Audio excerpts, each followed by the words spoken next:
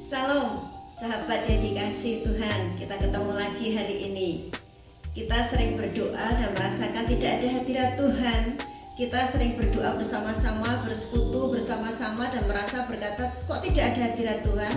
Tidak merasakan Tuhan hadir. Mari kita belajar bersama-sama pada hari ini firman Tuhan dengan tema tinggal dalam hadirat Tuhan. Bagaimana caranya kita tetap tinggal dalam hadirat Tuhan?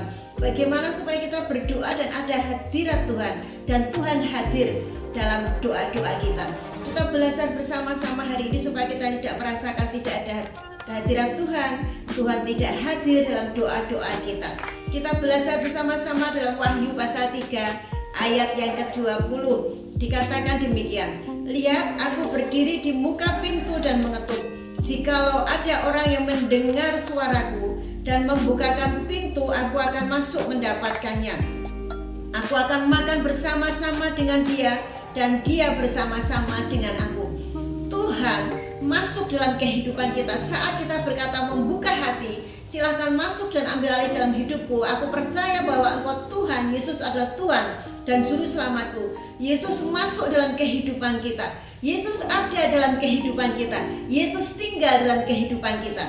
Kita jangan menggunakan perasaan, sahabat. Jadi Tuhan selalu hadir dalam kehidupan kita, bahkan tinggal dalam kehidupan kita.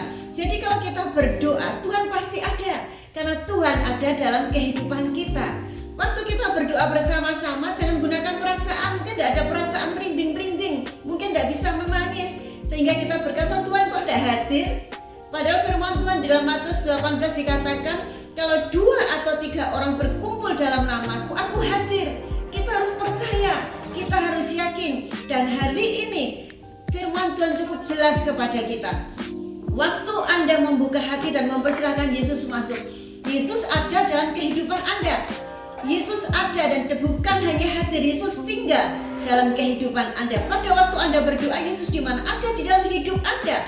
Kemudian yang kedua, kita belajar bersama-sama dalam Galatia pasal 3 ayat 27. Karena kamu semua yang dibaptis dalam Kristus telah mengenakan Kristus. Mengenakan itu melekat dalam kehidupan kita. Tidak ada jarak. Kalau kita mengenakan baju atau mengenakan kostum, itu melekat dalam kehidupan kita, melekat dengan tubuh kita. Pada waktu kita membuka hati kita dan Yesus masuk dalam kehidupan kita, Yesus ada di dalam. Pada waktu kita dibaptis, kita diselamkan. Waktu kita keluar, kita sudah mengenakan Kristus. Kristus sudah menempel dan melingkupi kehidupan kita. Di dalam kita ada Yesus. Di luar yang melingkupi kita Yesus. Yesus ada di dalam hati kita. Dan kita ada di dalam Yesus. Kita satu dengan Yesus. Sehingga tidak mungkin Yesus tidak hadir dalam doa kita.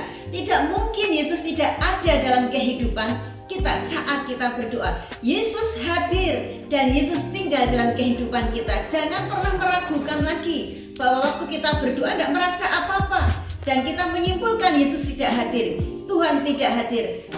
Saat ini firman Tuhan memberitahu dan beri pengertian kepada kita, Yesus ada dalam hati kita. Dan saat kita dibaptis, kita mengenakan Yesus, kita mengenakan Kristus, melekat dalam hidup kita. Di luar kita ada Kristus, di dalam kita ada Kristus. Waktu kita berdoa, waktu kita menyembah sendiri ataupun bersama-sama, ada Tuhan dalam kehidupan kita, ada Kristus yang memihak dalam kehidupan kita. Terasa atau tidak terasa, jangan menggunakan emosi, tapi sungguh-sungguh Tuhan ada, Tuhan hadir dalam kehidupan kita. Tuhan ada, Tuhan hadir dalam setiap doa dan penyembahan kita. Tidak hanya hadir tapi tinggal dalam kehidupan kita. Kemudian dalam satu firman lagi, dalam satu ayat lagi dikatakan, 1 Korintus pasal 6 ayat 19, atau tidak tahukah kamu bahwa tubuhmu adalah bait Roh Kudus yang diam di dalam kamu, Roh Kudus yang kamu peroleh dari Allah, dan bahwa kamu bukan milik kamu sendiri. Roh Kudus dalam kehidupan kita. Kita sering berkata, saya tidak merasakan hadirnya Roh Kudus, berarti tidak ada hadirat Allah. Halo sahabat, Roh Kudus ada dalam kehidupan kita. Karena Tuhan berkata, tidak tahukah bahwa tubuhmu adalah bait Roh Kudus. Ada Roh Kudus dalam kehidupan kita, berarti ada dalam hadirat Allah hidup kita. Ada hadirat Allah dalam hidup kita, dan kita tinggal dalam hadirat Allah.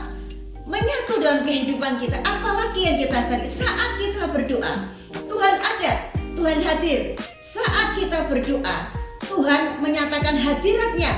Ada Roh Kudus, ada pengurapannya dalam hidup kita.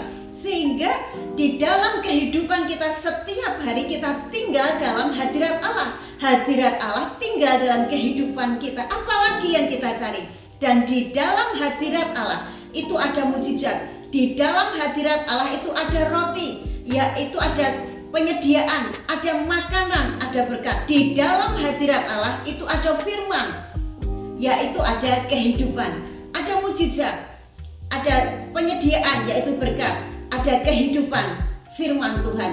Sudah komplit dalam kehidupan kita. Mengapa kita cari hadirat Tuhan kemana-mana? Mengapa kita selalu merasa kok tidak ada rasa apa-apa? Bukan perasaan kita, bukan pikiran kita, bukan jiwa kita. Hari ini Anda harus percaya bahwa Yesus Kristus selalu hadir, bahkan tinggal dalam kehidupan Anda. Waktu Anda berdoa, ada Kristus. Pada waktu Anda berdoa, ada hadirat Allah, ada hadirat Roh Kudus yang melingkupi kehidupan kita. Tidak perlu cari kemana-mana, sudah ada dalam kehidupan kita. Ada Kristus dalam kita, ada Kristus yang di luar kita yang melekat dengan kita. Ada hadirat Roh Kudus, ada hadirat Allah dalam kehidupan kita. Karena tubuh kita adalah tempat bersemayam Roh Kudus, adalah bait Roh Kudus. Amin. Saya harap firman ini menjadi berkat bagi sahabat semuanya. Salam, Tuhan Yesus memberkati.